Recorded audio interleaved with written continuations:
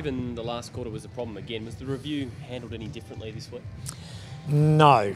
Our reviews are basically focusing on what we want to produce this week and learning from what we have over the last few weeks, but learning from the whole year. So we weren't just disappointed with the last quarter, we were very disappointed with our first 3 quarters as well. And we're confident that that is not the way we play. The way we play is what we've seen in previous weeks. How much of a mindset was it, John? Application or mindset? Yeah, is that the thing that worries you the most? Doesn't worry me, but mindset's a word that's come up a lot. Not only here, I've heard it around the competition in the last couple of weeks. Because the competition's so tight, people are now saying that the team that's up on any given day is a realistic chance. Does that mean the other team has a poor mindset? There's a lot more to it than just that. But we're very clear on the way we want to play footy, and we're very clear that we didn't play that way on the weekend.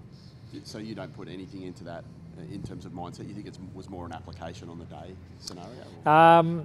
We went away from playing the way we want to play. So yeah, the challenge is why did we do that?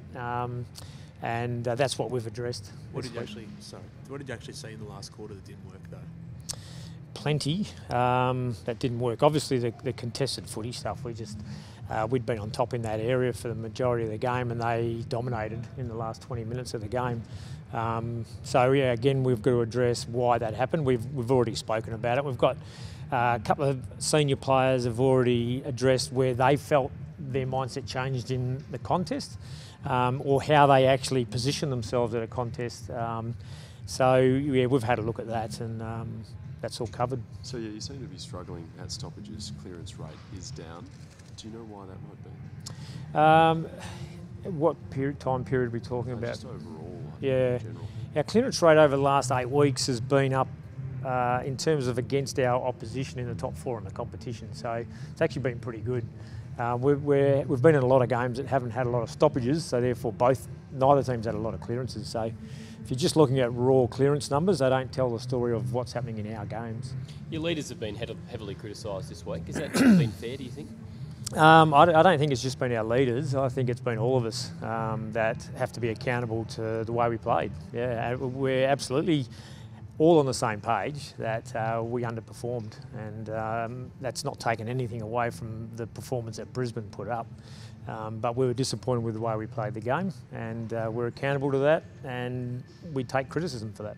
What did you make of Xavier's tweet and his subsequent apology, and how did it impact on the players? Yeah, I'm not. I sort of don't cop the immediacy of all that stuff. I don't get notifications and all that. I'm not at that level yet. So my first idea of that tweet was when Xavier actually told me about it. And when I saw it, I said that pretty much sums up how we all feel. Yeah. So he didn't need to apologise? He didn't apologise to me. He didn't need to. I immediately said to him, mate, that sums up where we're all at. And Xavier's was more about how we felt we let our fans down. We felt like we let our fans down, but we let ourselves down as well.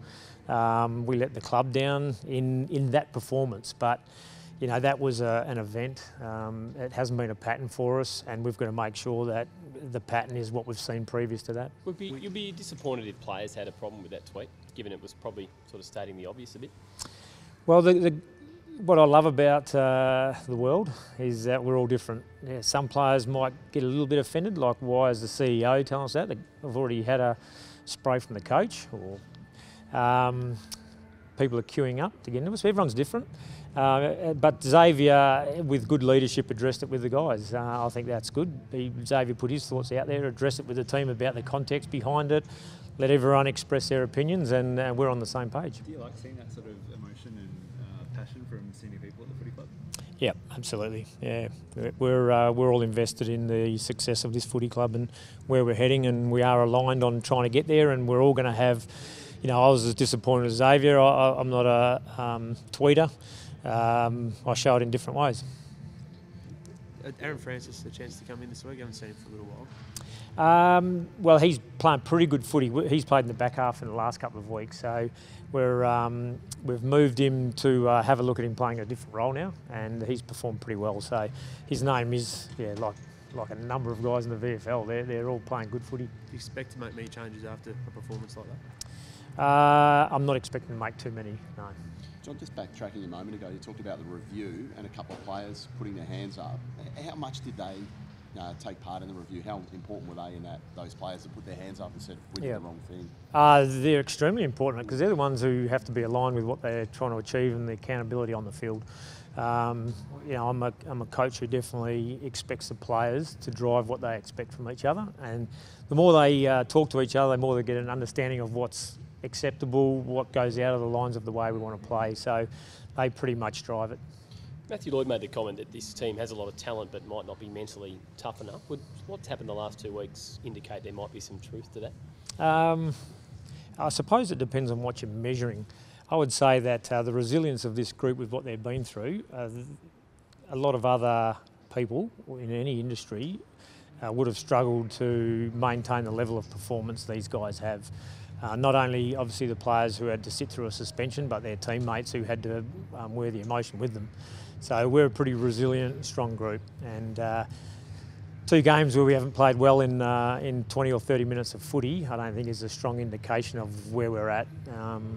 So yeah, I'm very proud of the resilience and the toughness of this group. Is the past 4 years going to, I guess, impact how you actually assess how this year's been a success or not?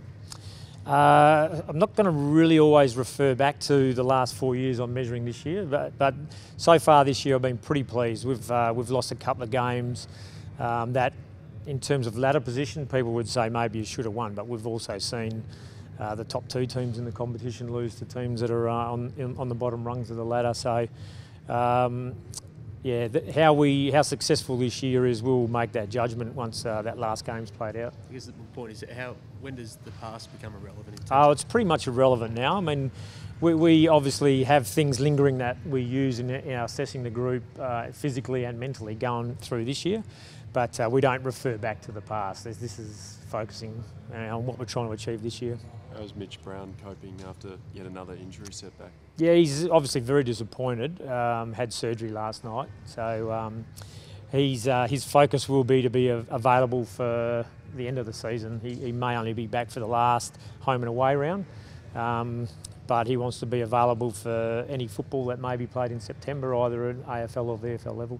Collingwood brought back Mason Cox last week and he booted a few goals. I suppose with his height he creates quite a tough matchup. Any sort of initial thoughts on who might take him? Yeah, I've got thoughts, obviously, Hartley or Hurley most likely. But I'll work through that with Mark Harvey in terms of their overall structure and how we want to play. So he is tall. He's tracking along really well for them. And we saw Jeremy Howe had sort of a forward tag on him, and that was probably the first time that's happened this season. Do you sort of take a bit from that and think that could be an option? Yeah, absolutely. Those things that we're seeing a little bit more through the competition.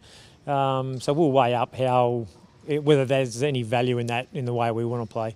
And we'll make that call through the course of the week. What have you made of Collingwood so far, John? Playing pretty good footy without getting the wins on the board. They're very similar to us in a lot of ways. But their footy over the last month has been pretty solid. So we're not sort of assessing them as a team that's a lot lower than us on the ladder and therefore not performing well. 2 big clubs under a bit of pressure going in this weekend. Are you expecting it to be pretty fierce? I'd be disappointed if it wasn't, Ideally it'd be fierce, 2 teams in the 8. It's 2 teams out of the 8 fighting to stay in the race for the 8. So it's always going to be fierce, and that's what's great about the game. It'd be great to have a huge crowd to see this clash, because it is going to be it's a really important clash for both teams. Lovely. Thank you, John. Thank you. Thanks, guys.